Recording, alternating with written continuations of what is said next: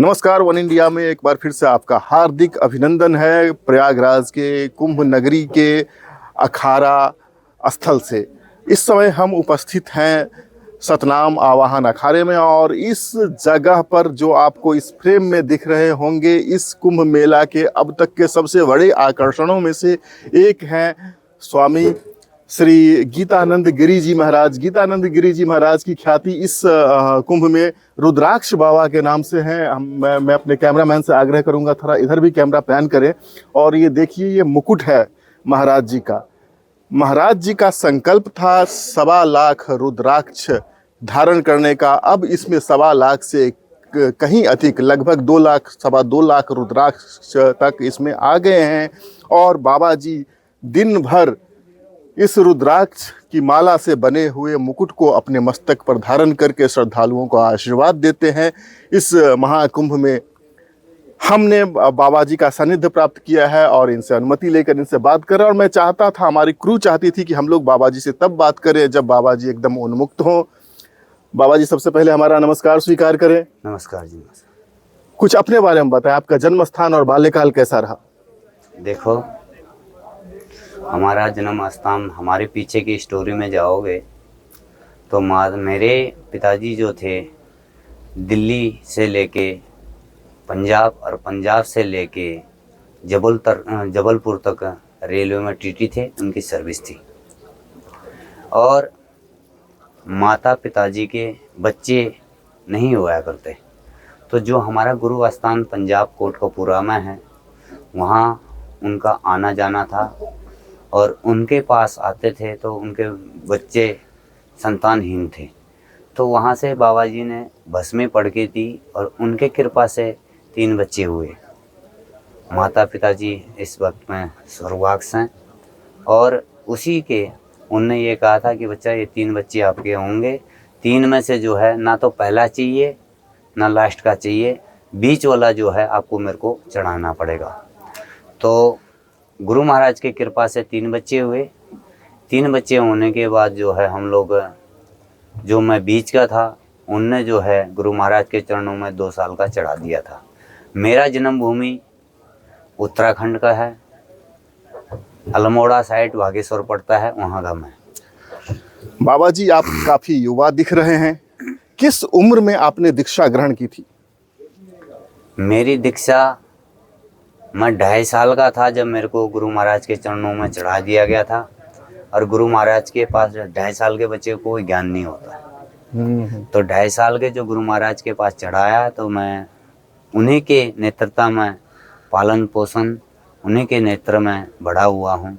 और मैं 98 का कुंभ था, सन 98 में, उसमें मेरा नागा संस्कार हो गया था। मैं बाकी जो उम्र रही हमारी बाल ब्रह्मचारी के रूप में रही है, गुरु महाराज के चरणों में से जो है मैं रहा। इस वक्त आपकी उम्र कितनी हो रही होगी? मेरी उम्र 45 साल। तो लगभग 40-42 साल से आप इस संन्यास आश्रम में हैं। जी। आपका यह संकल्प कैसा है? ये पीछे जो रुद्राक्ष का मुकुट है, इसके बारे में कुछ बताएं। देखो, संकल्प की बात है, हम साधु बने हैं, एक अग्नि का तेज पहना हुआ है। अग्नि का तेज पहनते हुए हम लोगों को, जो हम सनातन धर्म के लिए सनातन्य कहलाते हैं, सनातन के जड़ कहलाते हैं। सनातन्य जड़ के का मतलब होता है कि हम लोग जो ये चोला पहना हुआ है, ये चोला जो है अग्नि के तेज से निकलता है। अच्छा। अग्नि का तेज जो पहना हुआ है, इसके साथ साथ में हम लोगों का कर्तव्य सनातन धर्म के लिए, अपने देश हित के लिए, राष्ट्र हित के लिए हम साधु बने हैं। घर छोड़ दिया, बाहर छोड़ दिया, सब कुछ त्याग दिया अपने लिए, जो नहीं, देश हित के लिए, राष्ट्र हित के लिए, सनातन धर्म के लिए हम लोग जीते। तो आपके घर छोड़ देने से, समाज छोड़ देने से, गांव छोड़ देने से किस प्रकार देश हित होगा, किस प्रकार राष्ट्र हित होगा? देखो, जन कल्याण हम लोगों का मकसद क्या होता है, साधु बनते हैं, इसलिए हम लोगों का हित ये रहता है, सनातन धर्म में कोई भी कार्य हो, किसी गरीब बच्चे का विवाह है, ये किसी गरीब आदमी का सहयोग है, ये भूखे को अन्न देना है, ये बिना अन्न वस्त्र को जो है वस्त्र देना है, प्यासे को पानी पिलाना है, ये समाज कार्य जितने भी अपने सनातन धर्म के हैं जी। उस कार्य में हमने भाग लेना पड़ता है, उसका प्रचार, और उसी के भगवान को प्रसन्न करने के बाद हम उस चीज़ को जो प्राप्त करते हैं शक्तियाँ, और उसी के लिए जन कल्याण हित के लिए हम लोग उसको परिवर्तन जी बाबा जी, क्षमा कीजिएगा, लेकिन आपने जो कहा किसी और की सहायता करना, गरीबों को अन्न देना, असहाय की सहायता करना, ये सब तो हम गारहस्थ धर्म में रहकर भी कर सकते हैं। गृहस्थ धर्म बाधक है क्या? देखो, एक बात आपको बताऊं, देखो, एक आपने सवाल सुना होगा या वो भी करा होगा, क्योंकि ये कहा गया है कि बड़ा आश्रम सबसे बड़ा गृहस्थ आश्रम कहा गया है। क्यों कहा गया है? क्योंकि मैं आपको एक बताऊं, हम ये नहीं कह रहे हैं कि हमारा ही कर्म है, सबसे बड़ा गृहस्थ आश्रम इसलिए है क्योंकि अपने मुंह का निवाला खोज के एक जिम्मेदार, एक कर्मचारी वो जो है दान करता है, ठीक है ना, वो दान करता है, और वो दान लेने के बाद हम लोग उसको विवर्तन करते हैं उसके लिए। इसलिए गृहस्थ आश्रम को बड़ा कहलाया गया है, और गृहस्थी आश्रम इसलिए बड़ा है। उसके बाद है दूसरा नंबर संन्यास का। जी ठीक है बाबा, या आप एक वचन से आबद्ध होकर के आपने संन्यास ग्रहण किया है, माता पिता द्वारा दिए गए वचन का पालन कर रहे हैं। त्रेता के बाद इस समय कलयुग में इससे बड़ा उदाहरण शायद ही उपलब्ध होगा। अब मैं आपके इस मुकुट के रहस्य के बारे में जानना चाहता हूँ, कितने रुद्राक्ष इसमें लगे हुए हैं? देखो, हमारा संकल्प 1.25 लाख रुद्राक्ष का था। 1.25 लाख रुद्राक्ष जो है 925 माला में 100 की गिनती करते हैं, जब संख्या लेते हैं तो 925 माला में 1.25 लाख बनती है। और इस टाइम पर हमारा जो 2000 जो अर्थ कुंभ गया था उसमें हमने संकल्प लिया था, और संकल्प लेने के बाद हमने, आज मेरे को 6 साल हो गए, 6 साल हो चुके हैं। 12 घंटे की प्रति घंटे का एक बार जो मुकुट मंत्रों द्वारा उच्चारण द्वारा चढ़ा लेते हैं तो 12 घंटे तक से कुछ भी होता हो ये हठ योग में आता है। हठ योग कर्म है हमारा साधुओं का, हठ योग में आता है। हठ करते हैं, उसी चीज़ को भगवान को प्राप्त कर रहे, उसी को जो है हम लोग जनता भक्तों को उसी का प्रसाद हम बांटते हैं। तो अभी इस समय इसमें कितने रुद्राक्ष हैं? इसमें 2500 से भी ऊपर मालाएं हैं। अच्छा। जो बारीक दाने हैं उसकी गिनती है, जो आप ये देख रहे हैं मोटा दाना लगा हुआ है, इसकी कोई गिनती नहीं है। और इसमें सभी प्रकार की, 1 मुखी से लेके 16 मुखी से लेके 21 मुखी तक अनेक प्रकार का दाना है।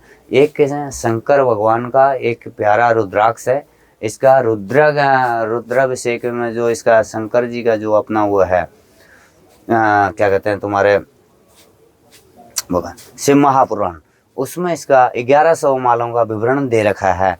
और ये तो 1.25 लाख का हमारा संकल्प है। 1.25 लाख पूरा हो गया है? 1.25 लाख से भी ऊपर जा लिया है। ज्यादा हो गया, कितना हो गया होगा? 2500 माला बताओ, ये मान के चलो 2.25 लाख। 2.25 लाख रुद्राक्ष हो चुके हैं इसमें। और बाबा जी इसका वजन कितना होगा? इसमें 45 किलो वेट इस टाइम पर है, और 1100 माला जो हम अभी जाप कर रहे हैं, जो जाप करके जो चढ़ाते हैं वो 1100 माला और चढ़ेंगे 6 साल के अंदर। तो 45 किलो वजन का रुद्राक्ष का बना हुआ, रुद्राक्ष की मालाओं का बना हुआ मुकुट आप 12 घंटे तक धारण करते हैं। और ये आजीवन धारण करेंगे या कुछ समय है? नहीं, 12 घंटे 12 साल, 12 साल का हमारा संकल्प है। अच्छा।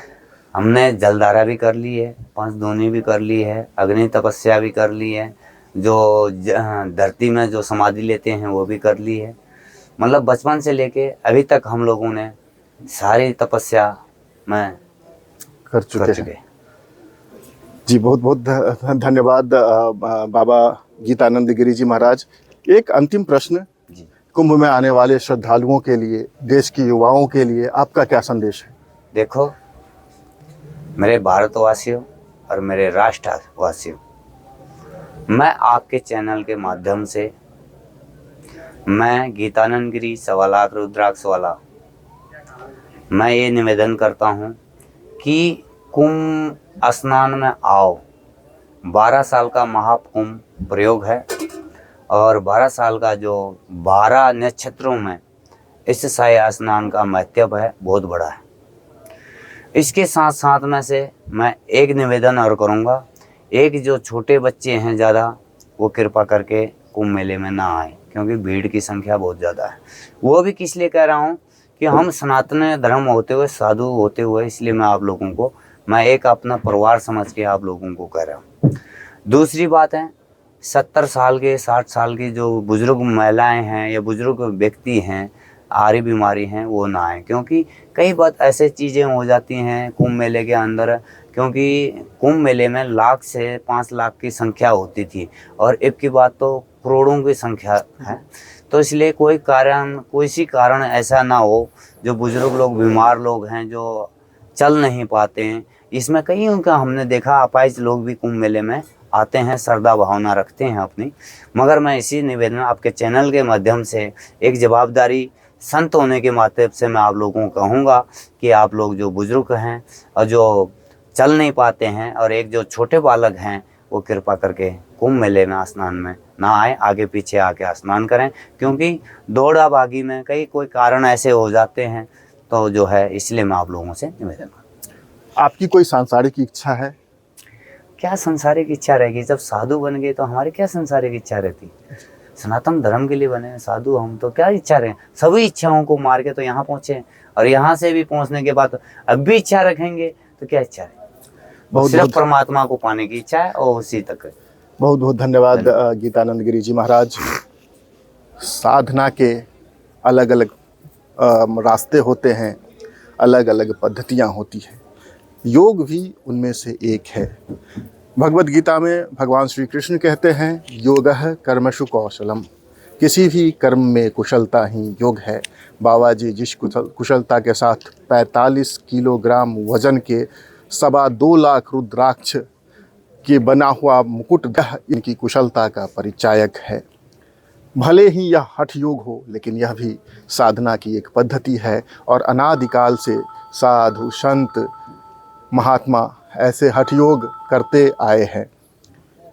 हम उम्मीद करते हैं कि बाबा जी की, बाबा गीतानंद गिरी जी महाराज की जो अवधारणा है, जो इनका विश्व के प्रति, जनमानस के प्रति और जनमात्र के प्रति जो इनका संदेश है, वह पहुँचे। बाबा जी ने इतना भी कहा है, यह भी कहा है कि इस बार के कुंभ में सभी श्रद्धालुओं को आना चाहिए, संगम नगरी में कुंभ स्नान का लाभ उठाना चाहिए। लेकिन कोई साधु अपने कर्तव्य के प्रति, अपने समाज के प्रति कितना सचेत हो सकता है, उसका उदाहरण यह भी है कि बाबा जी सलाह देते हैं कि छोटे बच्चों को और अधिक वय के व्यक्तियों को कुंभ में आने से परहेज करना चाहिए।